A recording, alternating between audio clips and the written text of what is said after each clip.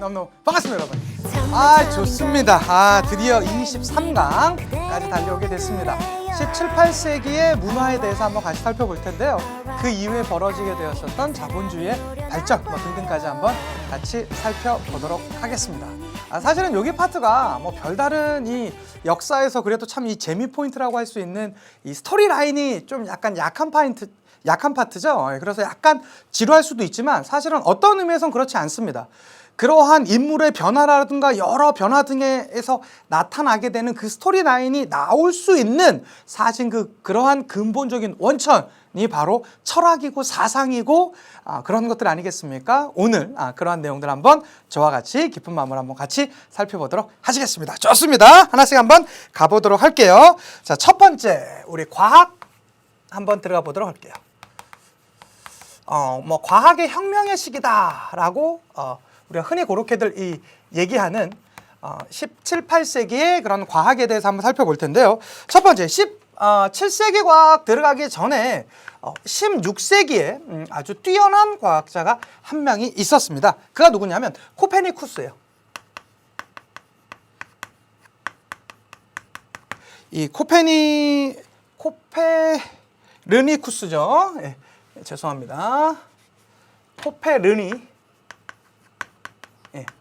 쿠스가 되겠습니다. 코페르니쿠스는 일단 여기서 어떤 내용들을 하냐면 요 인물은요, 앞으로 나오는 인물들은 17세기 인물들이 주로 이제 대부분인데 요 인물만큼 이제 16세기라는 거 그냥 연도상으로는 사실 그렇게 중요하진 않습니다. 그래서 한 번만 잠깐 봐주셨으면 좋겠고, 여기서 나오는 게 이 코페르니쿠스가 천체 회전에 관해서라는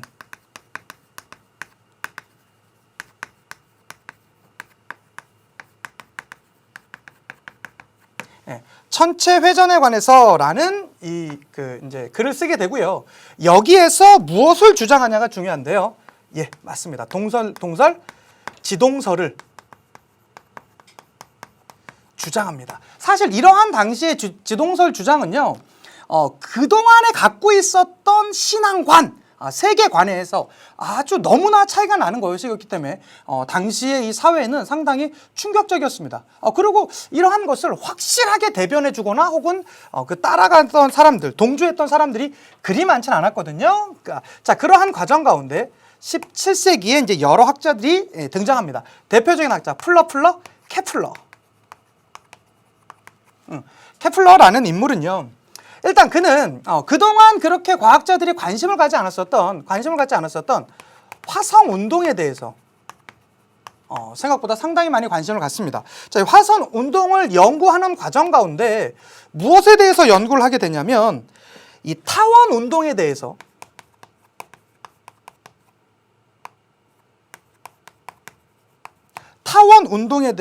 운동을 보면서 새롭게 증명을 하게 되고요. 자, 그러한 모습들로 보아서 이러한 코페르니쿠스의 지동설은 어떻게 되었던 것이다? 맞다. 이 지동설을 입증하는 그러한 모습들을 보여주었었습니다. 자, 그러한 과정 가운데 여러분도 잘 아시는 학자 있죠? 갈릴레오.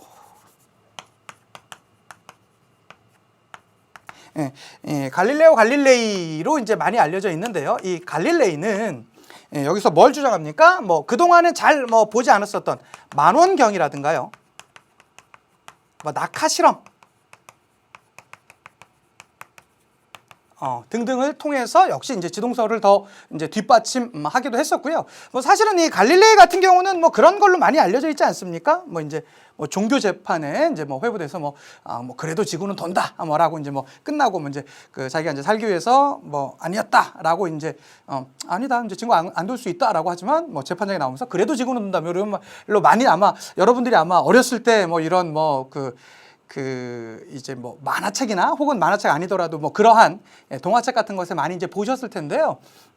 사실은 그 내용에 대해서는 역사적 증거는 별로 이제 없었다라고 합니다. 지금까지 알려진 바로는요. 어쨌든 그러한 인물들이 있었고, 자, 이러한 인물들 중에서도 역시 이 과학혁명하면 바로 이 양반 빼놓으면 말이 안 됩니다. 뉴턴. 이 뉴턴은 여러분 만약에 인물 문제가 나온다라면 이 뉴턴이 나올 겁니다. 뉴턴입니다. 이 뉴턴은 다른 사람들은 관심을 갖지 않던 그것에 상당히 많이 관심을 갖게 되죠. 그래서 무엇을 봤답니까? 저 같은 경우는 만약에 사고가 떨어집니다. 그럼 뭐가 됩니까? 저거 누가 보기 전에 내가 빨리 먹어야 되는데 이런 생각도 우리 하지 않습니까? 예, 뭐 어쨌든 그런데요. 뉴턴은 누구나 다 바라보는 그런 사실을 바라보면서 좀 뭐야? 왜 저 사과가 지구에 갔다가 붙게 되지? 라는 그런 누구나 보면 수만 번 보면서 생각했었던 사실에 대해서 사고를 바꿔서 생각하게 됩니다. 저거는 다른 게 아니라 무언가 지구가 사과를 땡긴다라고 생각할 수도 있지 않을까? 이러한 상상을 발전시키면서 그가 이제 만들어냈던 게 뭡니까? 여러분도 잘 아시는 만유 인력의 법칙을, 만유 인력의 법칙에 대해서 생각하게 되죠. 자, 그런데 뉴턴은 사실 여기서만 머물지 않아요. 만유 인력의 법칙이라는 건 뭐 여러분들 다 아시다시피 뭡니까? 모든 사물은 서로 끌어당기는 힘이 있다라는 것이겠죠. 그런데 이것은 이 모든 사물을 더 확장시킵니다. 우리는 왜 이렇게 우리 이 지구가 돈다라든가 혹은 그런 거에 대해서 이해를 못했는데 그렇구나.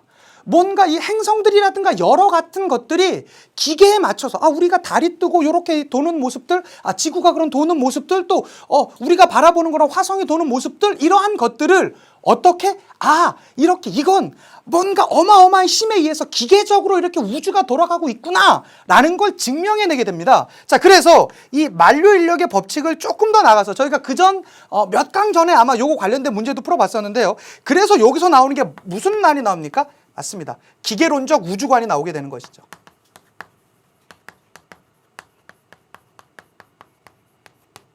기계론적 우주관입니다. 여러분 요거는 나올 수 있습니다. 우리가 그 전에 풀어봤었던 기출 문제에서도 이 기계론적 우주관, 뉴턴의 기계론적 우주관에 대해서 나왔었죠. 몇 세기입니까? 17세기입니다. 이러한 전반적인 흐름. 꼭 좀 기억해 두셨으면 좋겠습니다. 이 코페르니쿠스에 대해서도 얘기했지만 일반적으로 과학혁명은 17에서 이제 18세기 이루어졌었던 그런 일반적인 내용들에 대해서 얘기를 합니다. 요거 꼭 같이 기억해 두셨으면 좋겠고요. 자, 그 다음에 우리가 이제 봐주셔야 될 건 철학의 발전 한번 봅시다. 철학 파트입니다. 사실은 이제 철학이라는 말만 들어도 사실 우리는 그렇게 썩 유쾌하거나 그렇게 이제 재밌어 하진 않죠. 생각을 많이 해야 되고 사고를 해야 되지 않습니까? 그렇지만 결국에는 그러한 것이 우리를 이제 발전시켜야 되니까요. 여러분들 마찬가지입니다. 우리가 공부를 참 무작정 많이 하는데 공부를 잘하고 싶잖아요. 공부 잘할 수 있는 방법은 여러분 제가 하나 알려드릴게요. 간단합니다. 여러분 자체를 한번 객관적으로 비교를 해보십시오. 내가 지금 투자하는 시간 대비 성적이 어떻게 나오지? 그럼 내가 왜 안 나오지? 이번 시험에 내가 어떤 게 문제였지? 라는 것을 하나씩 분석해 가다 보면요. 실제로 상당히 효율적으로 공부할 수 있는 방법들을 깨닫게 돼요. 그러니까 무조건 마음 급하고 그냥 잘하고 싶은 의욕에 하는 것 중요합니다. 그것도 사실은 되게 중요한 공부의 요소죠. 그렇지만 더 중요한 건 뭐냐면 여러분의 순간순간의 삶을 분석해보고 한번 생각해보고 객관적으로 한번 자신의 위치를 다시 한번 다시 한번 깨달아 보는 거, 이런 것도 상당히 중요하다고 할 수 있습니다. 철학 한번 보도록 할게요. 자, 이때 이제 나왔었던 철학은 크게 이제 두 가지 흐름들이 있는데요.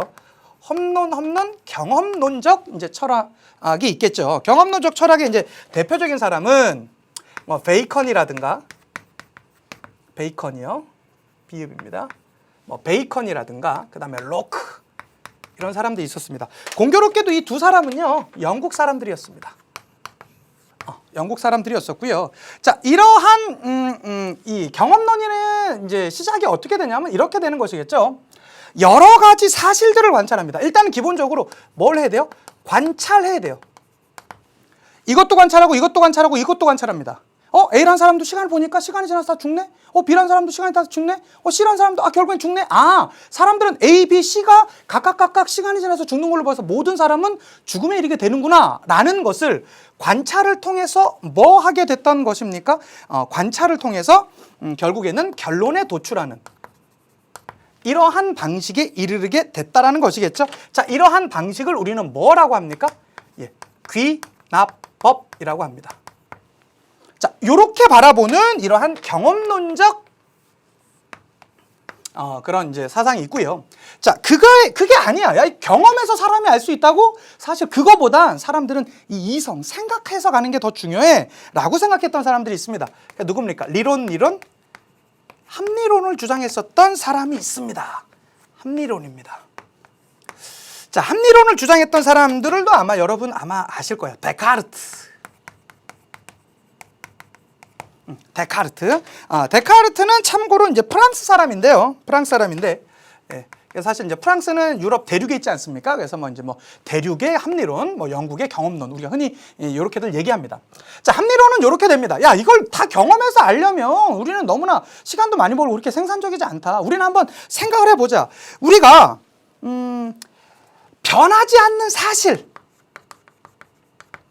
내지는 대전제 이런 것들을 두고 그러한 변함없는 사실, 즉 나아가서 대전제를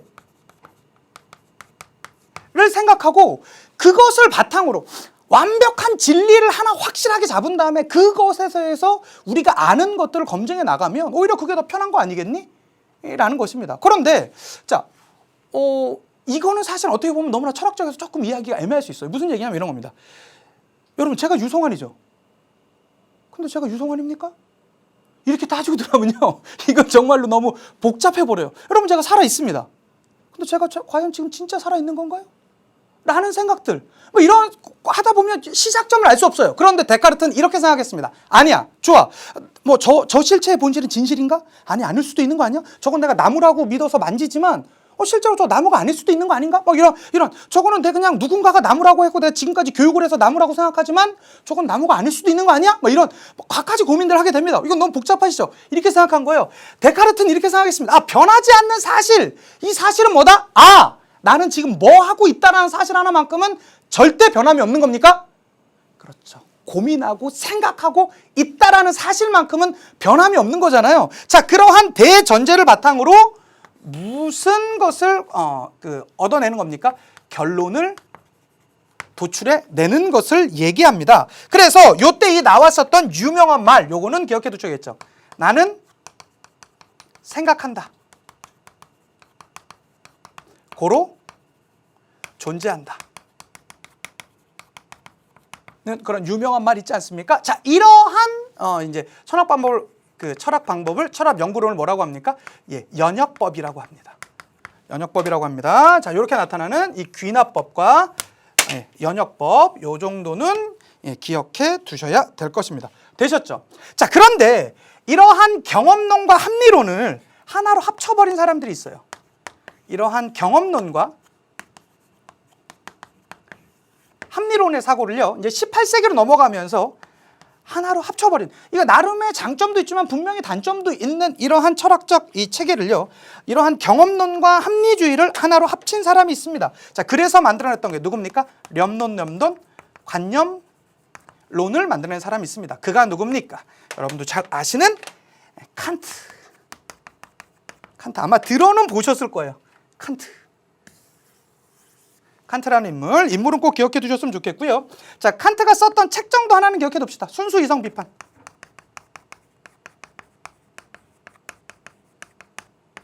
비판. 자, 이러한 철학적 흐름을 가지고 있다라는 것까지 한번 봐주셨으면 좋겠고요.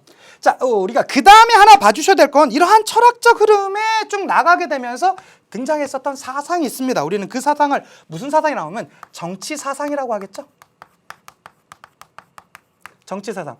이 당시의 사상을 더 나아가서 우리는 무엇이라고도 볼 수 있냐면 바로 사회계약설입니다.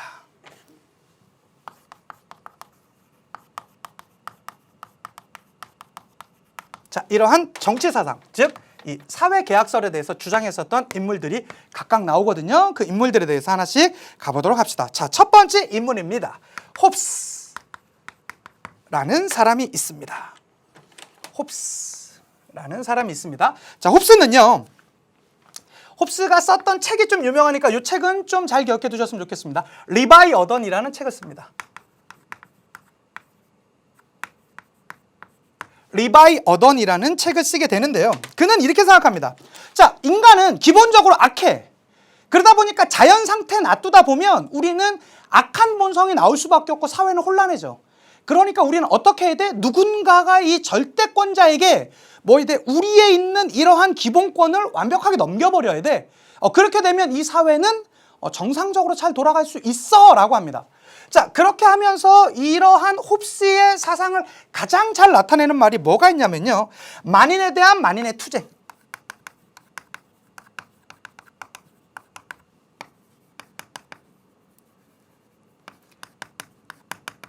투쟁 상태로 무엇을요? 이 자연 상태를 정하고요. 자, 그렇기 때문에 우리는 무엇을 양도해야만 한다? 우리가 기본적으로 태어나면서 갖게 되는 이러한 자연권은 뭐 해야만 한다? 절대적인 사람에게, 절대권자에게 넘겨야만 한다라는 것이겠죠. 넘겨야만 한다는 것이겠죠. 여러분, 여기서 끝나면 안 되고요. 자, 이러한 홉스는 무엇에 대해서 상당히 우호적이었었다? 맞습니다. 이 절대 왕정에 대해서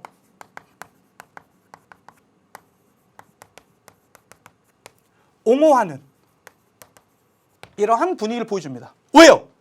우리 인간은 기본적으로 악하기 때문에, 혼란에 빠질 수밖에 없기 때문에, 우리가는 자연권이 있지만 자연권이 있다라는 것만 해도 대단한 것입니다. 그 전까지의 사상을 봤을 때. 그렇지만 그는 이러한 절대권자에게 우리의 기본권을 양도할 수밖에 없다라고 홉스는 주장합니다. 자, 그렇게 해서 우리 사회가 만들어졌어라고 주장을 하니까 그 뒤에 나오는 로크라는 사람이 등장합니다. 하하하, 과연 그럴까? 라고 하면서 등장했던 사람이 바로 로크입니다. 자, 로크는요, 그가 썼던 책 시민정부론이라는 책을 씁니다.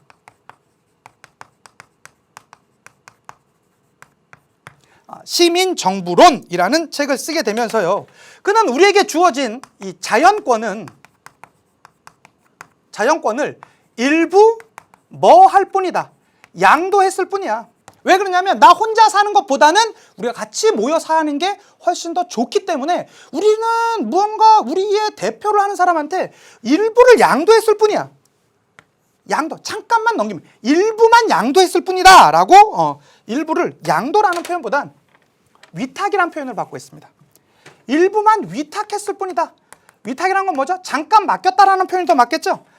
잠깐만 위탁했을 뿐이야. 그런데 만약에 그가 우리가 갖고 있는 이러한 것들 공격해 들어옵니다. 그렇게 되면 우리는 뭐 할 수 있다? 맞습니다. 저항할 수 있다라는 저항권에 대해서 분명히 얘기하고 있습니다. 저항권을 인정하고 있습니다. 왜요? 우리가 일부 위탁한 이 자연권이 오히려 우리의 것을 침해하게 된다면 우리는 당연히 뭐 해야 된다? 그러한 체제 내에서 저항해야 된다. 실제로 이 로크의 이러한 주장은 그 이후에 벌어지게 되었었던 시민혁명에 상당히 많은 영향을 주었었던 게 바로 이러한 로크의 주장입니다. 꼭 기억해 두셨으면 좋겠고요. 자, 이러한 분위기 가운데 그러니까 그는 하나 더 나가보면 입헌군주제를 옹호합니다. 입헌군주제를요, 옹호하는 그러한 분위기가 있습니다. 입헌군주제 정도는 괜찮겠죠? 예. 왜 그러냐면 그러한 체제 내에서 법에 의해서 만들어 가니까 우리가 갖고 지고 있는 이러한 자연권, 이런 것들은 보호해주는 체제 내에서의 이러한 체제는 내가 얼마든지 인정해 줄 수 있다라고 얘기를 합니다. 자, 더 나아가는 사상가가 있습니다. 그가 누굽니까? 루소입니다. 루소. 기억해 두셔야 되는 분입니다. 이 루소는요, 더 나아갑니다.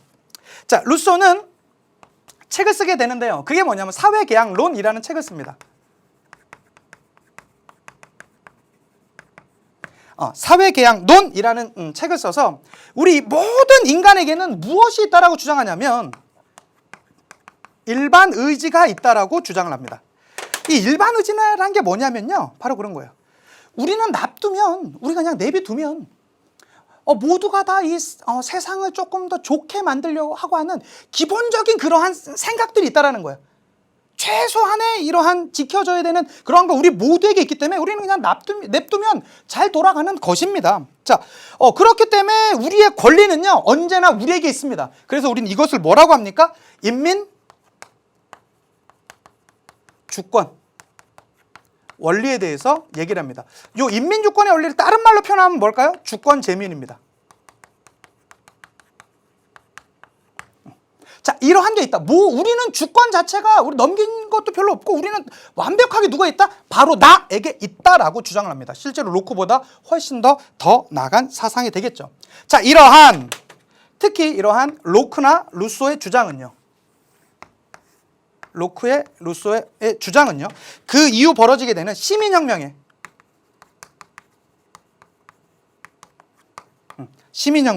사상적 기반을 제공하는 그러한 모습을 보여주었었다라는 거, 이러한 사회계약설과 함께 잘 기억해 두셨으면 좋겠습니다. 자, 중요합니다. 여러분, 이 파트는 진짜 잘 나옵니다. 이 사회계약설, 홉스, 로크, 루소 각각 비교하시면서 기본적인 책들 같이 기억해 두시고요. 특히 이 절대왕정에 대해서 어떻게 생각했다. 홉스는 옹호했었다라는 거, 그거 인정해 주시고, 로크는 그냥 입헌군주제 정도. 절대왕정은 아닙니다. 절대왕정 아닙니다. 근데 그에 비해서 루소는요, 훨씬 더 리버럴합니다. 뭐 그런 게 과연 필요 있어? 우리에겐 다 일반 의지가 있는데? 그러니까 모든 권리는 언제나 우리한테 있는데? 라는 요 정도 사상을 주장하게 됩니다. 자, 그렇게 되는 과정인데요. 이 계몽주의가요, 더 확산되게 되는 그런 모습이 있었습니다. 계몽주의의 확산에 대해서 한번 들어가 보도록 합시다. 자, 계몽주의 확산은요, 첫 번째 여러 사람들이 등장하게 되는데, 제일 먼저 나올 사람, 테르, 볼테르 등장합니다. 볼테르가 되겠습니다. 볼테르입니다. 자, 볼테르는요, 이렇게 생각합니다. 뭐, 여러 사람들이 신앙이나, 뭐, 이런 언론, 이런 것들에 대해서 생각들이 많은데, 신앙이나 언론은 기본적으로 뭐 해야 돼? 자유롭게 활동을 해야 돼. 라는 것을 주장을 하게 됩니다. 특히 이것에 대해서는 우리가 얼마든지 뭐 해야 된다? 관용하는 마음을 갖고 있어야 된다.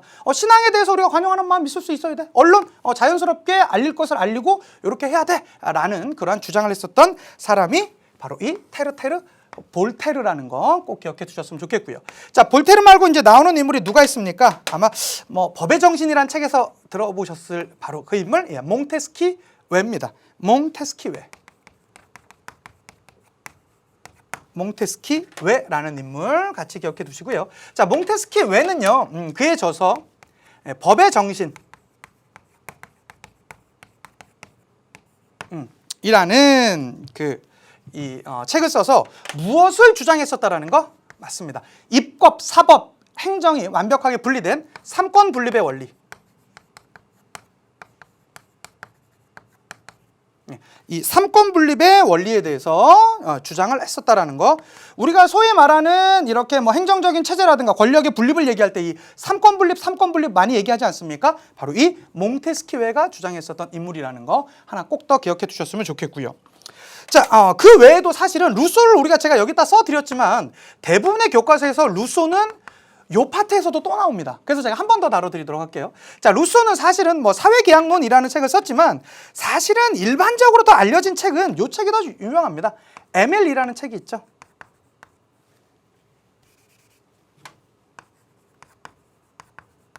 에밀이라는 뭐 책이 교과서에도 많이 실렸더라고요. 뭐 이런 책도 있고, 기본적으로 이 루소의 사상은요, 프랑스 혁명이나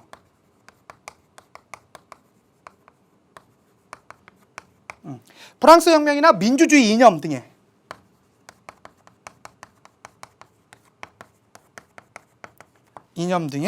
영향을 끼치는 그러한 인물로 많이 알려져 있습니다. 루소는 뭐 이쪽에 있는 이러한 뭐 사회계약서를 주장하는 그런 루소뿐만 아니라 뭐 프랑스 혁명 내지 민주주의 이념의 기본을 제공했던, 영향을 미쳤던 그런 인물로 루소가 알려져 있다는 거 하나 기억해 두시고요. 그 다음에 또 하나 이제 봐주셔야 될 게 백과전서파라는 파가 있습니다.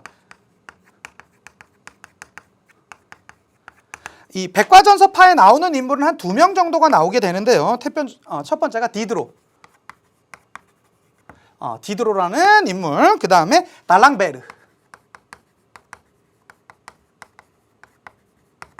베르라는 그런 인물들이 어떤 것들을 주장하냐면, 기본적으로 우리가 이 일생활에 밝혀진 것들, 과학적 사실들이나 그러한 진리들, 자, 그것으로 인해서 우리가 유용하게 활용할 수 있는 것들, 유용한 지식들, 이런 것들을 누적시켜갖고 책으로 만들어갖고 사람들한테 알려주게 되었습니다. 그래서 그 만들었던 책 이름이 뭘까요? 백과전서파라며. 무슨 책일까요? 백과전서예요. 백과전서입니다. 자, 이러한 것들이 있었다는 거. 근데 여러분, 저희가 하나 봐주셔야 될 게 있어요. 자, 이러한 몽테스키웨나 볼테르나 몽테스키웨나 루소나 백과전서파, 이들이 확신을 갖고 있었던 것이 있어요. 우리 인간은 기본적으로 뭐 하다? 이성을 갖고 있다. 이성을 갖고 있다. 자, 이 이성을 가지고 우리가 생각을 거듭하다 보면 뭐 할 수밖에 없다. 모든 우리의 인간이라든가 혹은 우리가 만들어낸 사회는 뭐 될 수밖에 없다? 진보적으로 나아갈 수밖에 없다. 우리는 이성을 갖고 있기 때문에 그 이성을 발전시켜가면 이 사회는 더더욱더 발전할 것이다 라는 그러한 생각들을 가지고 있었습니다. 자, 이들은요 기본적으로 그전까지 상당히 많이 알려져 있었던 뭐 미신이라든가 과거에 있었던 악습 이런 것들에 대해서는 상당히 부정하는 그러한 모습을 보였습니다. 그래서 이 계몽주의에서 제일 중요한 건 뭡니까? 우리가 갖고 있는 인간의 이성. 그 이성을 갖고 있는 한 우리는 뭐 할 수밖에 없다? 진보적인 모습을 보여줄 수밖에 없다. 이런 것들을 주장했었습니다. 괜찮겠죠? 좋습니다. 자, 이러한 흐름과 함께 이걸 지우고 더 나가보도록 하겠습니다. 자, 경제사상 한번 들어갑시다.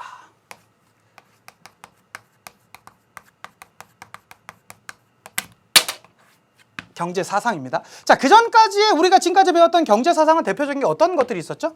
첫 번째 나오는 게 일단 17세기를 휘감았었던 경제사상, 중상주의가 있었습니다.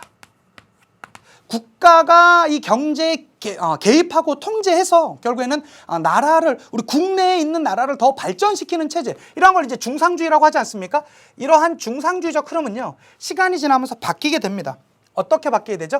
맞습니다. 그냥 냅두라, 내비둬요라고 하는 겁니다. 냅둬요입니다. 이게 뭡니까? 자유방임주의. 자유방임주의로 가게 됩니다. 자, 정리하자면, 자, 이 중상주의 핵심은 뭡니까? 국가가 경제를 뭐 하는 체제? 통제하는 체제였습니다. 국가가 계획을 세우고요. 뭐 관세가 들어오면 국내 사업에 보호를 위해서 그 관세가 들어오는 게 아니라 수입품이 들어오면 국내 산업을 보호하기 위해서 어떻게 됩니까? 뭐 관세도 매기고요. 그다음 막 다른 것도 막 지원해 주고요. 뭐 수출하려면 수출 장려금도 주고요. 계속 통제하고 막 더 발전시키려고 하는 거예요. 금이나 은 같은 것들이 들어오면 그것 못 나가게 하고요. 국내 발전시켜 막 엄청난 개입을 하는 것입니다. 자, 그런데 그렇게 봤더니 국가가 틀릴 수 있다라는 거죠. 그렇게 하지 말고 내비두면 돼. 내비두면 실제로 경제는 더 잘 돌아가. 이렇게 이제 주장하는 사람들이 등장했었던 것입니다. 자, 대표적인 인물 2명 정도 기억해 둡시다. 자, 첫 번째 인물입니다. 케네 라는 사람이 있어요. 케네라는 사람이 있는데, 케네는요 중농주의를 주창합니다. 중농주의. 그는 이 부의 원천을 무엇으로 봅니까? 농업으로 봅니다. 그러니까 이 농업을 좀 더 중요하게 여겨야 된다. 근데 사람들은 내비두면 훨씬 더 이 농업에 대해서 잘 돌아갈 테니까 그냥 내비두라라는 것이고요.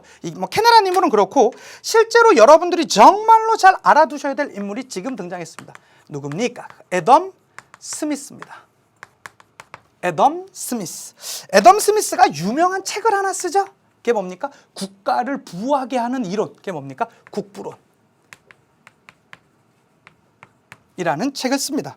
자, 그 국부론이라는 책을 쓰면서 그는 부의 원천을 무엇으로 잡냐면 노동으로 잡습니다.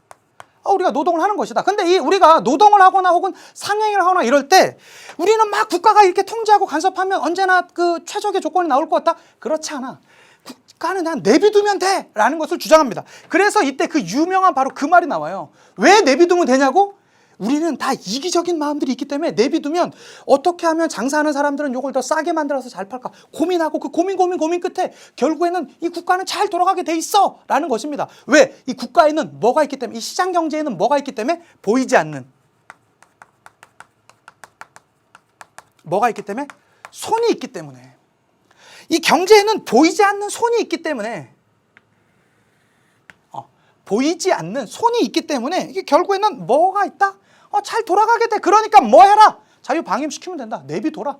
그럼 오히려 국가는 과거 통제했을 때보다 더 잘 돌아간다 라고 주장을 하게 되는 것이겠고요. 자, 이게 결국에는 이 애덤 스미스 같은 인물은 이제 고전 경제학파의 거의 이제 원류처럼 많이 알려져 있는 인물이죠. 자, 이러한 것들이 이제 하나가 있었고요. 자, 그 다음에 우리가 이제 봐주셔야 될 거는 건축과 예술 들어갑니다.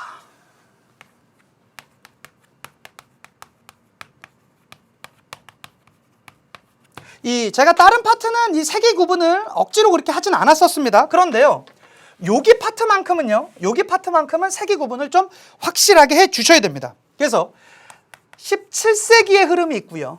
17세기 흐름이 있고요. 이쪽에 나타나게 되는 18세기 흐름이 있습니다. 요거는 여러분 반드시 구분해 두셔야 됩니다. 반드시 구분해 두셔야 됩니다. 첫 번째 갑니다. 일단은 이 17세기에 유행했었던 예술 양식으로는 뭐가 있냐면 바로크 양식이라는 양식이 있어요.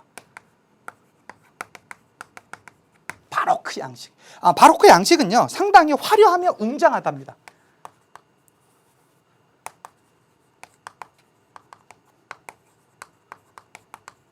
화려하며 웅장하다고 하고요. 자, 18세기로 이어지게 되면서 나타나는 양식은 로코코 양식이라는 양식이 있습니다.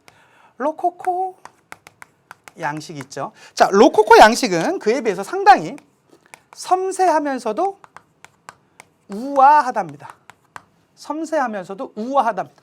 자, 바로크, 로코코 이렇게 됩니다. 실제로 이 바로크 양식의 가장 대표적인 건축물 뭐가 있습니까? 저희 그전 시간에도 몇 번 공부했었는데요. 맞습니다. 베르사유 궁전.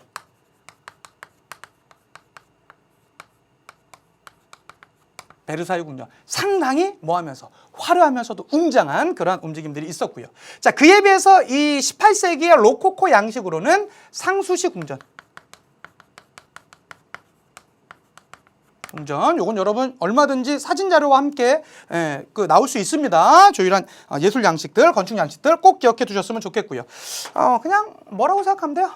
바로 로코코, 바로 로코코 이렇게 그냥 바로 그러니까 바 먼저고요. 그다음에 로코코, 바로 로코코, 바로 로코코 그냥 이렇게 하시면 어떨까 싶고요. 자, 그다음에 하나 더 가도록 하겠습니다. 자, 그다음에 이제 음악 파트에서 이제 봐 두셔야 될 인물들 중에 자, 17세기의 대표적인 음악은 누굽니까? 바흐나, 핸델 같은 그런 인물들이 있고요. 자, 18세기 가면서 나오는 인물들 아마 여러분이 더 잘 아시는 인물일 겁니다. 짜르트, 모차르트, 르트라든가 베토벤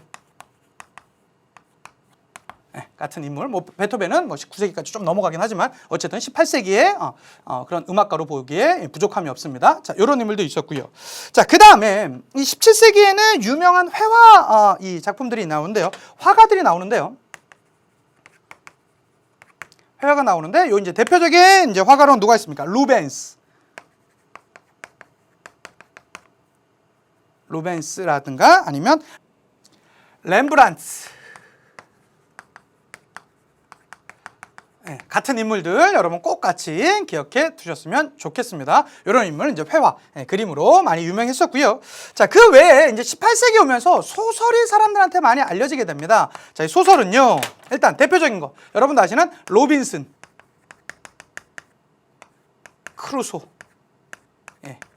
같은 작품들이 있었고요. 리버, 걸리버, 여행기 그런 작품들이 실제로 많이 알려졌습니다. 이 예술 파트 여기서 뭐니 해도 역시 제일 중요한 건 뭘까요? 자, 여러 번 말씀드리지만 여기 이 17세기 베르사유 궁전 바로크 양식, 18세기 상수시 궁전 로코코 양식 이렇게 같이 봐주셨으면 좋겠고요.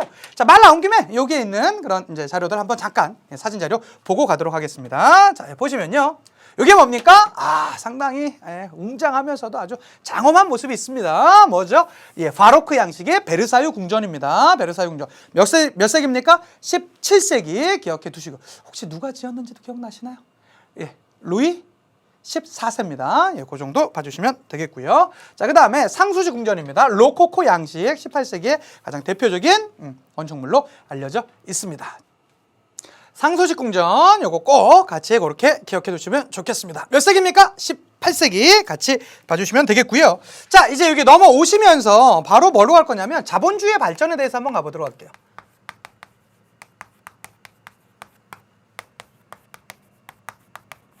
자, 자본주의 발전입니다. 우리는 기본적으로 이제 돈이 모이게 되고요. 그렇게 되면서 이제는 산업혁명으로 나아가게 되는 하나의 이제 배경, 이런 걸 이제 보게 되는데요. 우리가 첫 번째로 보는 그 단계에서 뭐가 있습니까? 여러분도 아시는 신항로가 개척됐습니다. 자, 이러한 신항로의 개척은 어떠한 변화를 갖고 왔었죠?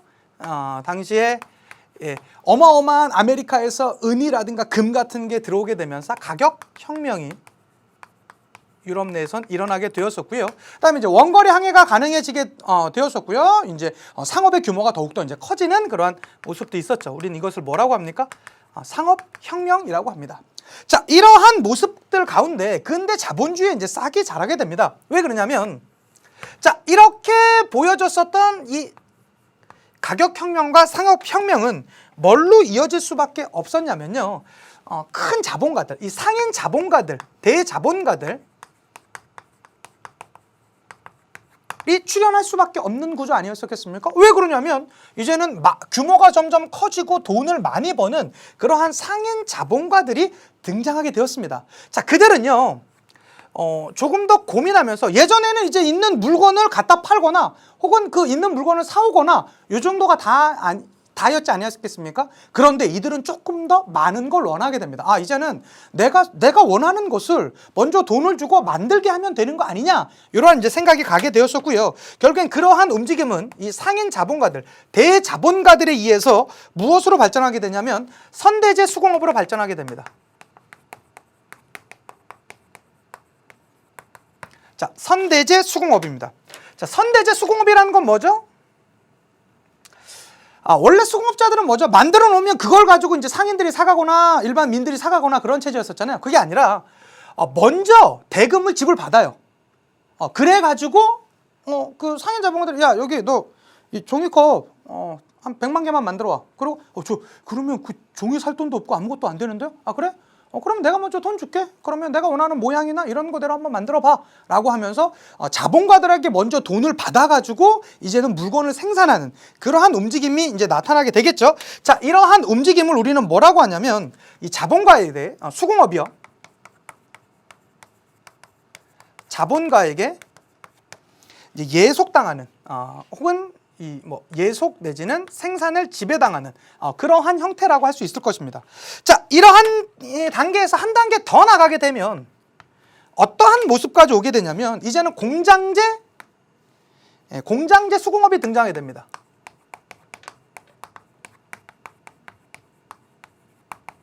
자, 이 공장제 수공업이라는 걸 우리가 다른 말로 뭐라고도 하냐면 매뉴팩처라고도 합니다.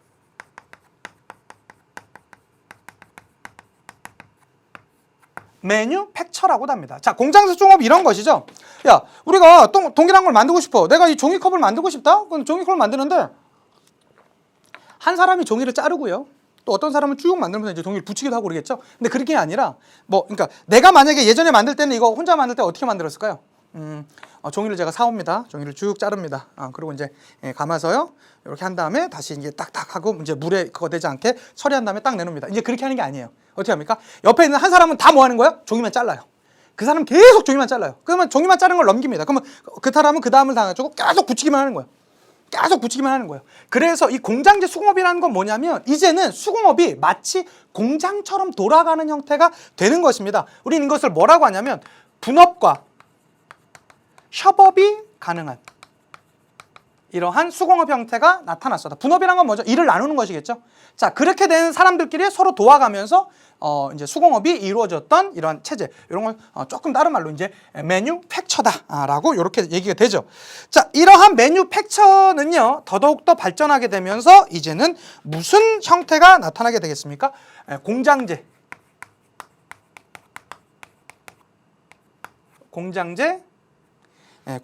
기계공업이 등장하게 됩니다. 이 공장제 기계공업을 우리는 다른 말로 무엇라고 할까요? 맞습니다.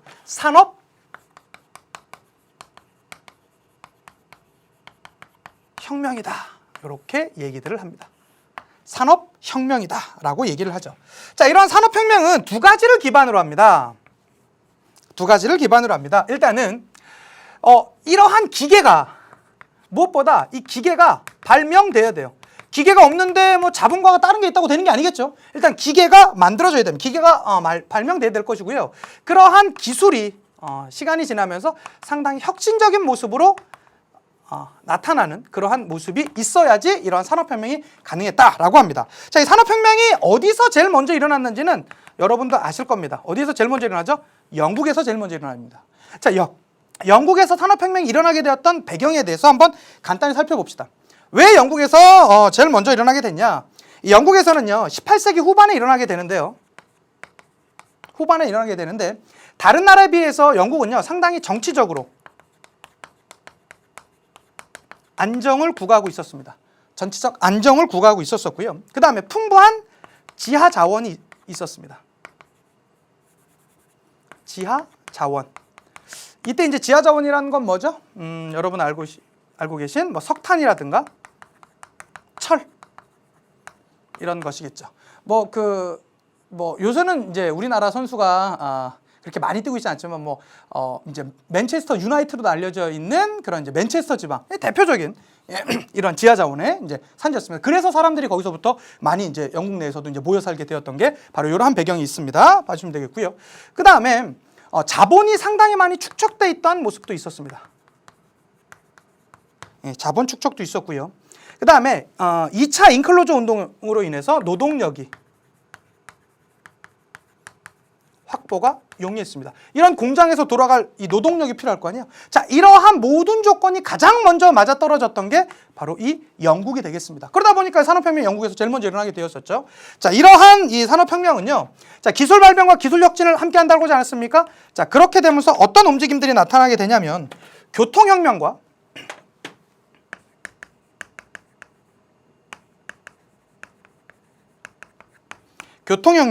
통신혁명 같은 것들이 같이 동반돼서 나타나는 모습들을 보여줍니다. 자, 교통혁명으로 대표되는 거는 뭐가 있을까요? 예전에는 그냥 이제 뭐 말을 타고 가거나 걸어가거나 그 정도가 다 있었겠죠? 이제는 기계의 증기에 의해서 돌아가는 것들이 등장했습니다. 증기 기관차라든가요. 혹은 증기선. 같은 것들이 나타났었고요. 그 다음에 통신혁명으로는 뭐 전신이라든가 전화 이런 것들이 나타나는 모습들을 보여주었습니다. 자, 이러한 산업혁명은요 시간이 계속 지나가면서 뭐 되었습니까? 확산되는 모습을 보여주게 됩니다. 이거는 뭐 그 영국 내에서만 머무르지 않고요 여러 나라로 막 확산되면서 벌어지게 됩니다. 특히 이제 19세기가 되면서요 19세기가 되면서 여러 나라로 확산되어서 나갑니다. 대표적인 나라 랑스, 뭐 프랑스라든가 벨기에라든가 등등으로 그다음에 뭐 미국, 독일 이런 등등의 나라로 쭉 확산되어서 나가고요. 자, 더 나가게 되면서 이제 19세기 말이 되면서 19세기 후반이 되면서 이제 등장했었던 게 어떤 나라들? 일본이라든가 그다음에 가장 늦긴 했지만 그래도 이제 발전을 이제 하려고 노력했었던 시아시아 러시아 등등의 나라들이 계속 확산되어져 나갔었던 게 이러한 모습이었습니다. 자, 그런데 이러한 산업혁명의 중요한 건요. 실제로 시험 문제에서 많이 물어보는 건 바로 이 파트예요. 어떠한 결과가 나타나게 됐냐. 자, 산업혁명으로 어떠한 결과가 나타나게 됐냐. 이건 너무나 중요하겠죠. 자, 이게 사실 뭐 모든 인간을 다 행복하게 만들었다. 이러면 참 너무나 좋을 텐데 모든 것에 뭐 완벽한 것이 없겠죠.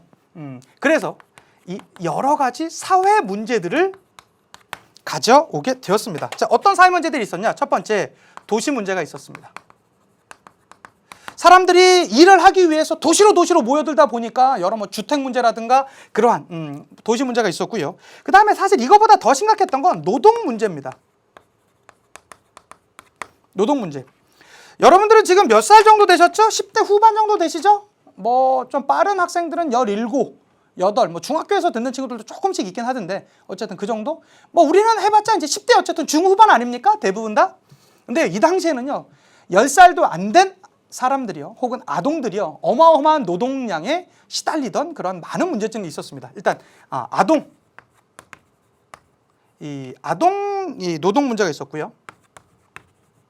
아동뿐만 아니라 사실 뭐 많은 사람들이 노동시에 시달렸었는데요. 그 노동 환경이 어땠을까요? 아주 열악한 노동 환경이었습니다. 열악한 환경 가운데. 그러니까 우리나라 이 산업 발전을 얘기할 때 1960년대, 70년대 그 당시 생각하면 돼요. 우리나라도 비슷한 과정을 겪었습니다. 뭐 하루에 10시간 넘게 이렇게 노동하면서 정말로 환기가 되지 않는 그런 곳에서 이제 했었던 그분들 결국엔 저희가 이렇게 그래도 편안하게 잘 살아가는 거 아니겠습니까? 유럽은 그걸 조금 더 일찍 겪었었던 것 뿐이겠죠. 뿐만 아니라 그들에게 돈이라도 좀 많이 주면 되는데요. 이 저임금, 돈도 주지도 않아요. 이러한 저임금, 이러한 여러 노동 문제 같은 것들이 나타나게 되었습니다. 그리고 이 노동자들에게는 뭐 선거권도 주지 않았었죠. 그래서 나타났었던 운동이 선거권을 이제 달라는 운동이었죠. 차티스트 운동 같은 것들이 벌어지기도 했었고요. 또 하나는 더 중요했던 것. 자, 이러한 환경들을 보면서 이제는 뭡니까? 자, 대부분의 노동자들은 하루 10시간 넘게 어마어마한 안 좋은 환경에서 일을 하고 있지만 배불리 먹고 살아갈 수 없습니다. 그렇지만 노동을 하지 않고 자본을 투자해서 살아갔었던 극소수의 자본가들은 아주 떵떵거리면서 어마어마한 재산을 계속 증식시키고 있었던 것이겠죠. 계속 늘리고 있었던 것입니다. 자, 그러한 게 문제가 되면서 등장했었던 게 뭐가 나타나게 됐습니까? 맞습니다. 사회주의가 확산되는 그러한 모습을 보여줬던 게 바로 이러한 산업혁명의 결과다라고 이렇게 우리가 볼 수 있겠죠. 자, 이러한 전반적인 흐름들, 자본주의가 어떻게 발전하게 됐습니까? 자, 신학로의 개척부터 제가 쭉 오는 전반적인 그 흐름에 대해서 말씀드렸습니다. 이런 것들 한번 기억해 두셨으면 좋겠고요. 자, 관련돼 있는 문제들 한번 가보도록 하겠습니다. 2014년도 수능 문제가 되겠습니다. 볼게요. 가나 주장에 대한 설명으로 가장 적절한 것을 찾으랍니다. 보니까 갑니다. 자, 국왕의 권위는 신성하다. 신은 국왕을 자신의 사자로 삼아 국왕을 통해 지배한다. 우리는 모든 주권이 신으로부터 온다는 것을 안다. 성 바울이 말하기를 통치자는 어쩌고저쩌고 공연히 칼을 차고 있는 것이 아닙니다. 그는 신의 심부름꾼으로서 악을 행하는 자들에게 신을 벌을 대신 주는 사람입니다. 라고 얘기했습니다. 자, 여기 이제 첫 문장에서 사실 대부분 나오죠. 국왕의 권위는 신성하다. 뭐 하자는 겁니까? 왕권은 뭐 하다? 신으로부터 부여받았다. 왕권 신수설 얘기하고 있습니다. 가는요. 우리가 알아갈 수 있고요. 나옵니다. 이게 보시에가 주장했던 사상인데요. 그냥 그렇게 그냥 왕권 신수설 정도만 하더라도 크게 어려움은 없고요. 자, 나옵니다. 사람들은 무정부, 공포의 죽음의 상태에서 벗어나기 위해 강력한 정부에 의한 질서를 요구하게 되었고 개인의 행동의 자유를 지배하는 자의 손에 맡기기 위한 일종의 합의 내지 계약을 하지 않을 수 없다. 이 경우 지배자에게 무제한의 절대적 권력이 부여되어야 한다. 그렇지 않으면 질서를 유지할 수 없으며 사회는 또다시 핵심 단어 등장했습니다. 만인에 대한 만인의 투쟁의 자연 상태로 돌아가기 때문입니다. 이거 무슨 사상입니까? 홉스의 리바이어던에 나오는 얘기거든요. 그래서 나오는 거 나는 누구의 주장이다? 홉스의 주장이다. 볼 수 있습니다. 자, 보고 가도록 하겠습니다. 보겠습니다. 적절한 거 찾으랍니다. 1번입니다. 가는요. 왕권 신수설은 청교도혁명의 사상적 기반이 되었습니까? 아니요. 청교도혁명은 어떻게 된 겁니까? 이 왕의 권한에 대해서 의회가 제한을 걸었던 거 아니겠습니까? 네, 전혀 아니겠고요. 2번입니다. 자, 왕권 신수설은 로크와 루소에 의해서 계승 발전하였었다? 전혀 그렇지 않습니다. 완전 반대로 얘기하고 있고요. 3번입니다. 나는요, 홉스의 사상은 권리청원의 승인에 기여했었다? 홉스의 이러한 사상은 어디에 영향을 주었었다고 했습니까? 절대 왕정을 옹호했다고 했었는데 여기 권리청원이 왜 나오겠습니까? 아직 여러분 이 청교도혁명이나 권리청원 요거는 저희가 다음 강의 배우니까 당장 여러분이 좀 선생님 뭐예요? 이렇게 나오지 않고 그냥 한 강 더 들으시면 다 내용이 정리됩니다. 요거는 요 내용들에 대해서 이해해 주시면 되는 거예요. 4번입니다. 나는요, 제임스 1세의 지지를 받았다. 전혀 그렇지 않았었습니다. 자, 5번입니다. 가나는 절대 왕정을 지지하였었다. 둘의 공통점 아니겠습니까? 정답은 5번 이렇게 되겠고요. 다음 문제입니다. 자, 2011년도 수능 문제입니다. 보도록 할게요. 선생님의 질문에 대한 답변으로 적절한 것을 보기 위해서 고르랍니다. 유럽의 산업화해서 19세기 후반의 영국 하면서 18세기 후반의 영국 하고요. 19세기 유럽의 대륙을 하게 되면서 기계 발명과 기술 혁신 이런 것들이 나오고 있습니다. 이거 뭡니까? 산업혁명에 대해서 얘기하고 있는 것이겠죠? 자, 그러면 그 영향에 대해서 옳은 것들 한번 볼까요? 교통과 통신수단이 발달하였다. 당연한 거 아니겠습니까? 기억은 맞고요. 2번 니은입니다. 자, 젠트리 계층이 등장하는 계기가 되었었다. 여러분, 젠트리는요 16, 17세기에 등장했었던 이제 새롭게 대두되었었던 계층이죠. 요건 지금 이제 19세기 이후의 영향에 대해서 얘기하고 있는데 시기적으로 너무 차이가 많습니다. 디귿입니다. 노동계급이 성장하고 사회주의 사상이 등장하였었다. 당연하겠죠. 리을 신항로가 개척되어 국제무역이 발전하고 상업혁명이 일어났다라고 나오는데 여러분 신항로가 개척된 거 언제입니까? 15에서 6세기 정도 아니겠습니까?